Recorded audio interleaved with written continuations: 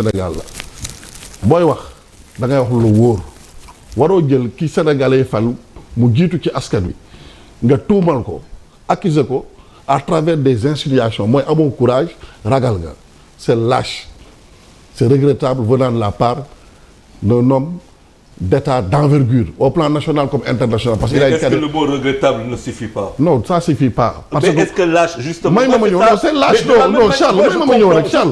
Man maa ci njëkk a bind maa ci njëkk a wax. waaw mais je comprends pas ce discours politique là. Non, Charles. Agibou, déglu ma. C'est regrettable.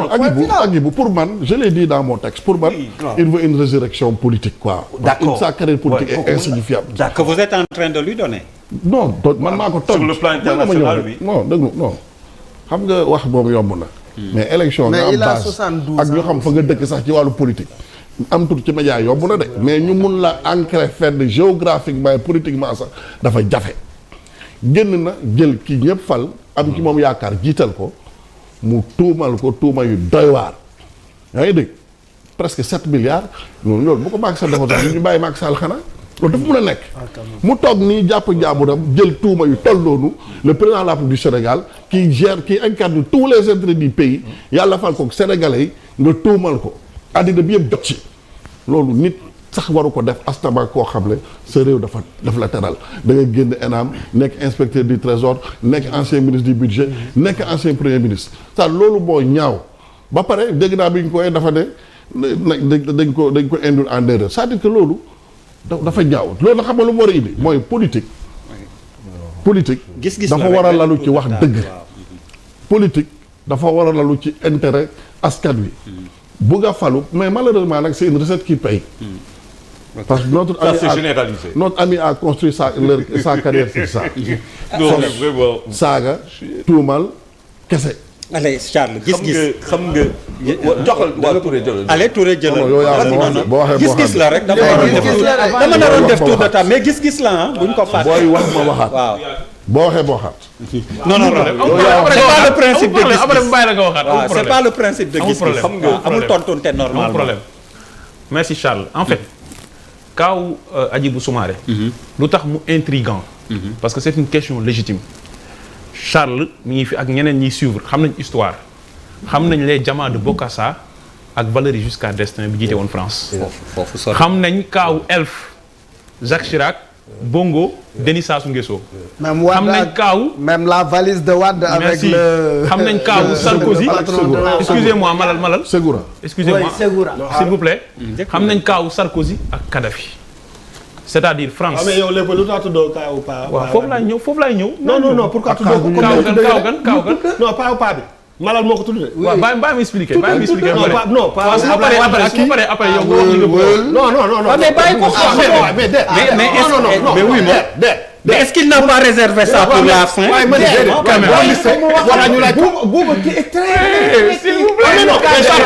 bu jëlee exemple yeneen dëkk. non ci amoon fii ne mun na commencer. mais ci démonstration bul xam fan la ko. mais non doo bàyyi waxal ci jàmbur kii man maa ko posé question dama ko laaj rek. pourquoi tuddoo ko wax fa dëgg yàlla. bu may dégg ay Bokassa Mbaye Mbaxaan moom. waaye Mbaye Mbaxaan. mobilité politique. xam nga lan moo tax ma laaj ko. déedéet xam nga lu tax ma laaj ko. Charles xam nga lu tax ma laaj ko. mobilité des fois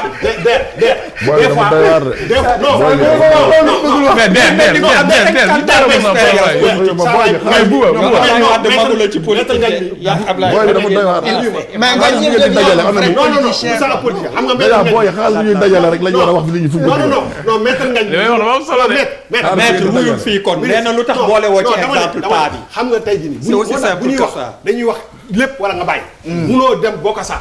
ñëw ci xaw ma kan ak bàyyi paa bi. romb Sénégal. wax ci au moins ñu xam ni. waa léegi bu doon président Macky Sall ci digg ba ngay jaar. mais léegi. c'est un problème. Bouba Ndour pour faire simple bu la neexee ñu dugal ko ci xam li ma bëgg a wax. non.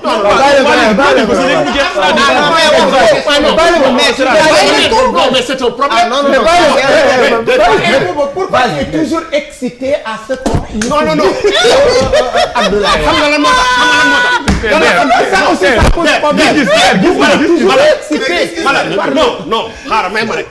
billahi wallahi taala objectivement. su ma déggee nit ji kii te mu amoon valide bu ñu fi joxoon benn haut fonctionnaire. mu nekkoon kii te cité woo ko pour man c' est de la maladresse. c'est ça pas de la maladresse. mais xam naa ko. yaa ko gën a xam naa ko.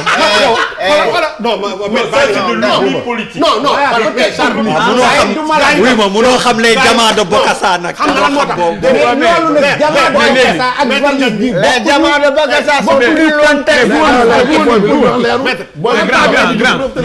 grand même si li muy wax volontairement am naa ci droit. amoo ci droit parce que non maître amoo ci loolu mooy suñu problème. c'est-à-dire que man am naa droit aussi ne la pourquoi nga omettre loolu parce que je sais que tu sais. waaw bàyyi ba ma pare nga doo ko wax. parce que tu ne veux pas frustrer. mais booy wax dara léegi ni mu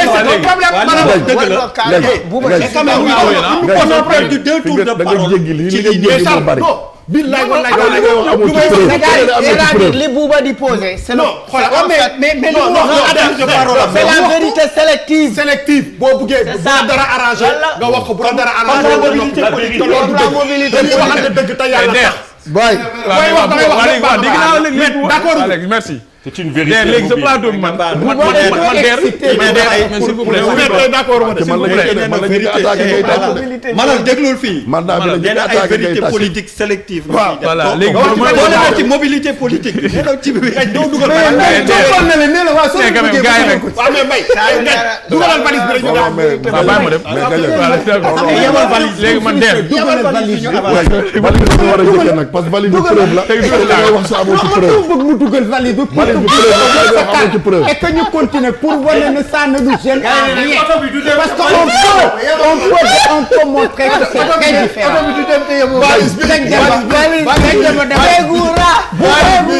C'est la valise. C'est la valise de Ségura. Demba dit un fonctionnaire international à un moment donné a soulevé ici au Sénégal un tollé parce que le président de la République Abdoulaye Wade avait donné ak. loolu moom nga bëggoon yow kii. léegi Bouba valise bi sax transport dañu tere porte bagage amul valise bi amul Bouba mais quand même on peut passer. quand même c'est bon c'est rire là voilà. J'ai beaucoup aimé. Dansez pas plus vite que la musique. Ne soyez pas plus loin que le roi. Ngañ mënut a citer li mu amul preuve. bàyyi li mu am preuve. Ngouda may leen c'est de la politique politicienne ngañ mënut a citer lu mu amul preuve. bàyyi ay preuve génn Sénégal dem ba bitim réew amul preuve bàyyi ay preuve fii ci kanam. ngañ waxal parce que micro yëpp tëj naa ko s'il vous plaît defal li ma la wax tëjal micro yi. suñuy wax sax on les entend pas je te promets ne posez pas un cadre géopolitique. tëjal seen xamu leen li ngeen di wax sax. Ngouda booy mélanger Ségura ak Jacques Chirac. yow Biram yëpp vos micros sont fermés da ngeen di wax mais jàllul c'est son micro qui est ouvert. on est obligé de l'écouter moom la micro am ubbi. voilà merci parce que li ma bëggoon wax mooy lu tax suspicion bi légitime. mooy ci histoire dafa am ay rapport France africaine. je dis pas franco-africaine. waaw ay rapport ay relations France africaine yoo xam ne ay hommes politiques français yàgg nañu recourir au financement de chefs d'État africains.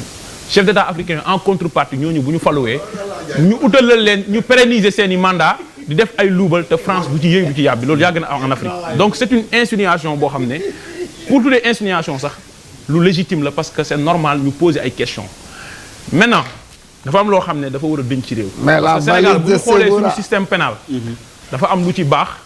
am loo xam ne des na baax. avec ce régime. li baax ci suñu système pénal. ñoom dañ koy travestir. li bon ci suñu système pénal dañu koy jël di ko gën a utiliser. et dans ce cas de figure dafa feeñ. suñu système pénal li ko caractériser mooy li ñuy wax l'opportunité des poursuites.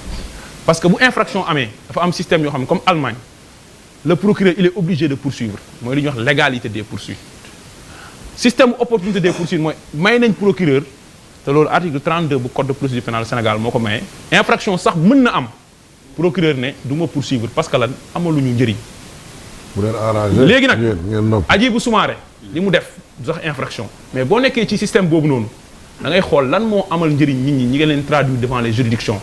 les rôles du tribunal sont submergés c'est-à-dire partout au Sénégal dossiers yi bëri nañu bëri waaye boo xam ne nañu xool ñi nga xam ne ay contrefaçon nañ de signe monétaire ñi nga xam ne dañoo taxaw accuser une institution aussi crédible que la gendarmerie wala l'armée naan 2 personnes yi disparaître dañ leen rey yooyu mooy li nga xam ne day menacer l'ordre public poursuivre ci mais pas nit koo xam ne ku wax nga jàpp tëj léegi nag li bon ci suñu système pour daaneel mooy loo xam ne ci code napoléonien bu 1812 la amoon mooy ay infractions yoo xam ne dañ ko dugal ci article 56 à 100 bu suñ code pénal ay participation ay manifestation non autorisée loo xam ne 200 ans ci ginnaaw la ko France amoon jamono Napoléon Sénégal yooyu dafay des ba léegi Sénégal moo am loo xam ne article 139 bu code de procédure pénale am na infraction yoo xam bu ñu la koy toppee bu procureur demandé wee danañ la placer sous mandat de dépôt dafay obligé wu au juge le procureur attewut il est parti au procès gis nga fee yooyu noonu yépp Sénégal acteur politique wala homme de média wala activiste mais da ngay wax mais bu fekkee loo wax ñi xëy division de fausses nouvelles procureur mën la tëj mooy Sénégal képp ku fiy wax na nga xam ne Macky Sall heure bu ko neexee mu tëj la ndax mën na activer procureur mu poursuivre te bu procureur requérir mandat de dépôt ça s'impose au juge. Voilà les choses yoo xam ne moom lañ war a régler dans ce pays. pour aboutir à un état de droit sérieux pour ñu am une démocratie vraiment substantielle. Votre analyse est sélective. C'est vous qui n'êtes pas sûr. Votre analyse est sélective. Pour les Sénégalais mooy gis-gis. boo bëggee boole ceeb. ak laax njaxas bu dul ànd la. mais laaxu ceeb am na de. buuba ak malade boole ceeb ak laax la ñu bëgg a def. laaxu ceeb am na de. Le problème de Denis Sassou Nguesso et autres, c'est un problème de géopolitique qui posait une question de dépendance ombilicale des pays africains par rapport aux pays colonisateurs. C'est ce que posaient ces questions. La valise dont vous parlez de Ségura ne posait pas. C'est un homme économiste qui prévoit et qui a une haute vision de ce qu'est les relations internationales. Et la question de Ségura ne posait pas une géopolitique, mais posait une question d'opportunité économique. Tu ne dois pas dire ça. C'était une question d'opportunité économique. Non, Ségura était d'où? Opportunité économique. Oui, du FMI. Mais il ne jouait pas le rôle de Jacques Chirac. Ne jouez pas le rôle de Valéry Giscard d'Estaing. Ne jouez pas le kon loolu bokkul. Et qu'est-ce qui justifie pour ces questions? Pour wan la ni ñuy laax ak cere la ñuy boole. léegi ma ñëw ci affaire Hadjibou Soumaré. Pour la question de Hadjibou Soumaré. Le président Abdoulaye Wade, notre leader Karim Meïssa Wade ont dépêché une délégation forte du PDS. Pour aller montrer leur solidarité à Hadjibou Soumaré. Ils l'ont fait parce qu'il a été pour wane ni nous sommes en toutes circonstances et en toutes choses d'une vraiment logique implacable. Lépp lu ñuy def nit ñi ñoo ko dul comprendre mais c'est d'une logique implacable.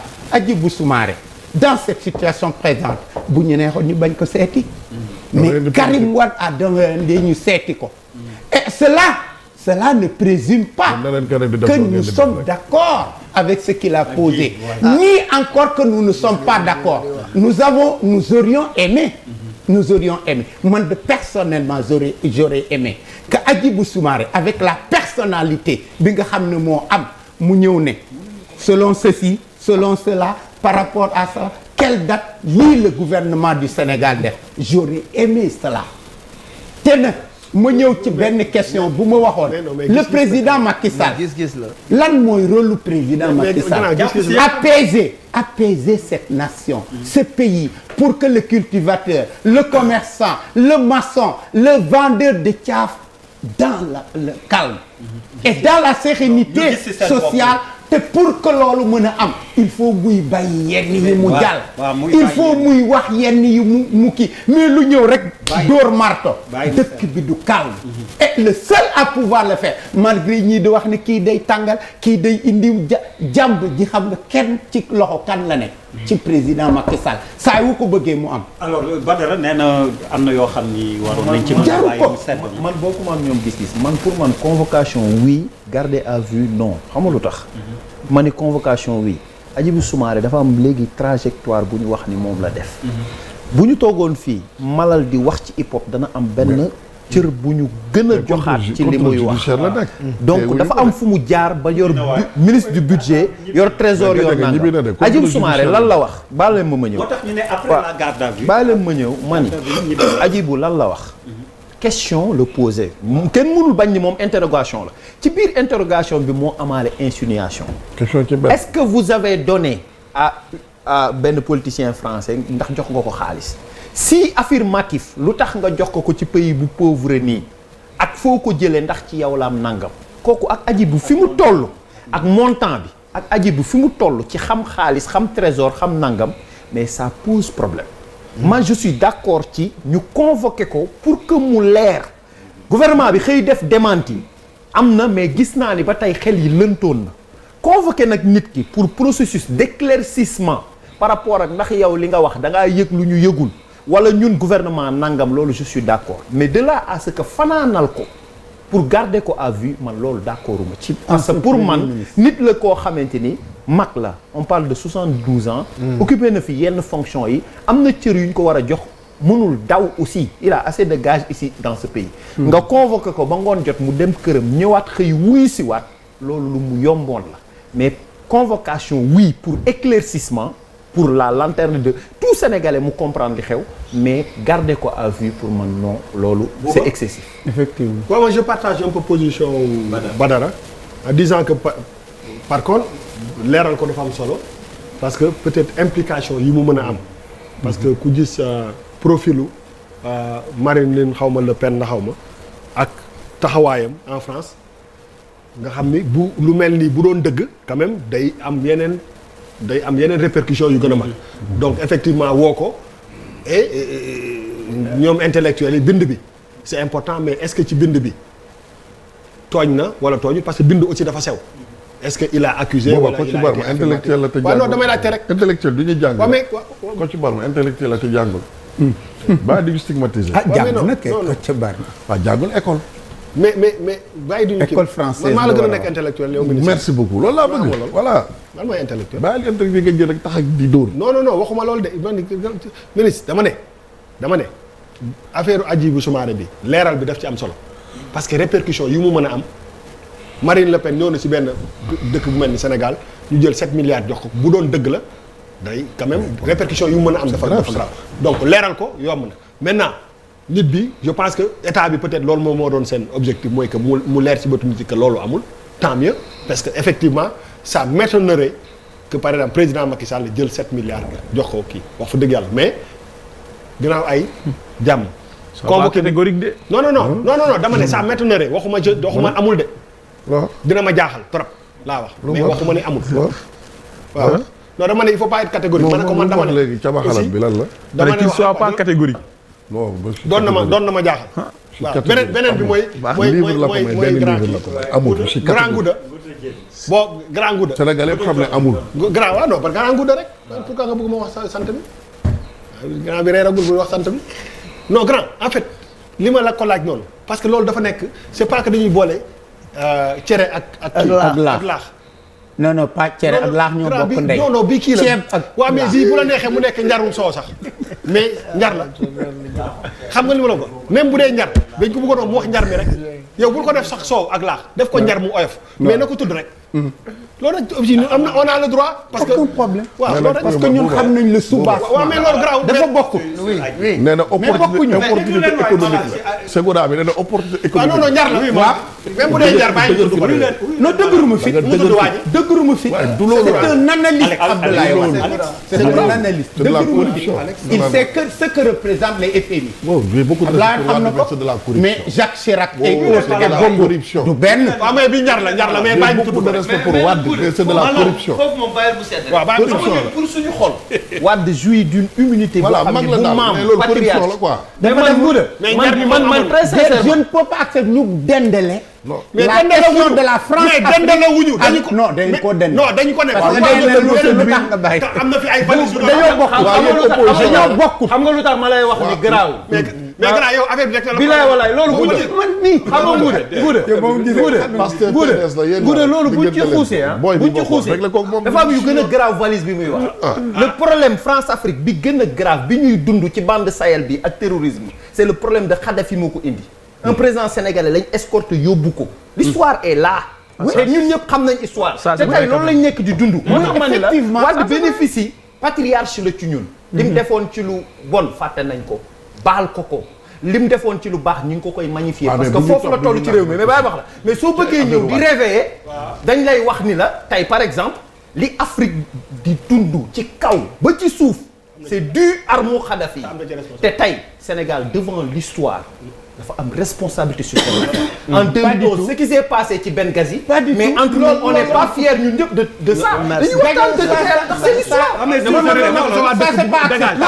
pour man loolu moo gën a garaawaat sax valise non loolu si tu veux ouvre un débat là loolu c'est pas acceptable parce que yow xamoo nu mu demee non on passe sur ça s'il vous plaît c'est pas ouvre un débat s'il vous plaît parce que xam nga ces questions man du ma man lu ma xamul de façon profonde du ma ci discuter on revient à la question de gis-gis bi s'il vous plaît Ngoda yaag Badara yëpp s'il vous plaît Malal day wax rek s'il vous plaît non xaaral ma ñam rek